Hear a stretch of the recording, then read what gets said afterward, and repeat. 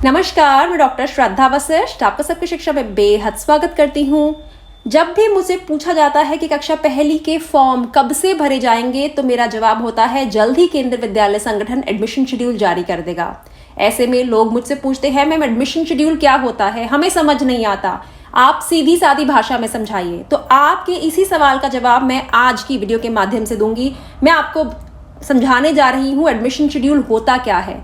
देखिए, जब बच्चों के स्कूल के पेपर होते हैं तो उससे पहले स्कूल वाले देते हैं डेट शीट और बताते हैं कि अंग्रेजी का पेपर इस दिन होगा, हिंदी का पेपर इस दिन होगा, गणित का पेपर इस दिन होगा, इस दिन नतीजा निकलेगा इत्यादि। उसी प्रकार से केंद्रीय विद्यालय संगठन दाखिले से पहले जारी करता है एक एडमिशन शेड्यूल, जो कि स्कूल की डेट शीट जैसा ही होता है।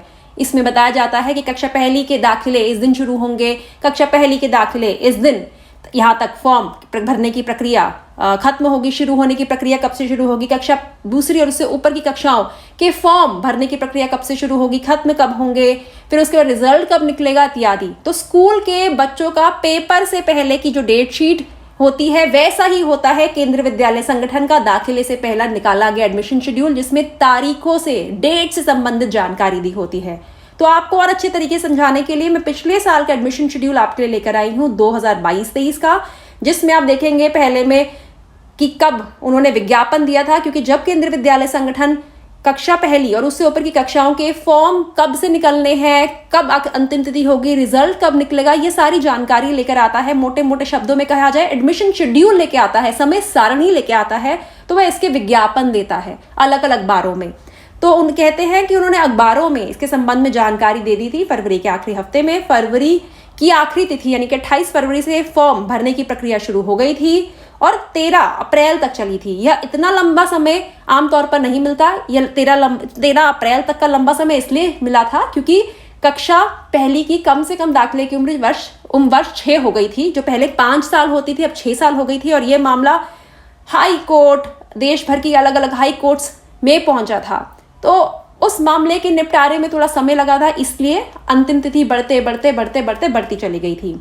फिर पहली लिस्ट, दूसरी लिस्ट, तीसरी लिस्ट की, उसके बाद जिन स्कूलों में पहली, दूसरी, तीसरी लिस्ट के बाद भी सीट खाली रह गई, उन स्कूलों में क्या तारीखें होंगी फिर से दाखिलों की। कक्षा दूसरी और से ऊपर की कक्षाओं के दाखिले 8 अप्रैल से शुरू हो गए थे, 16 अप्रैल तक हुए थे, यानी कि अब फॉर्म भरे गए थे। दाखिले जब मैं बोल रही हूँ मतलब फॉर्म भरे गए थे।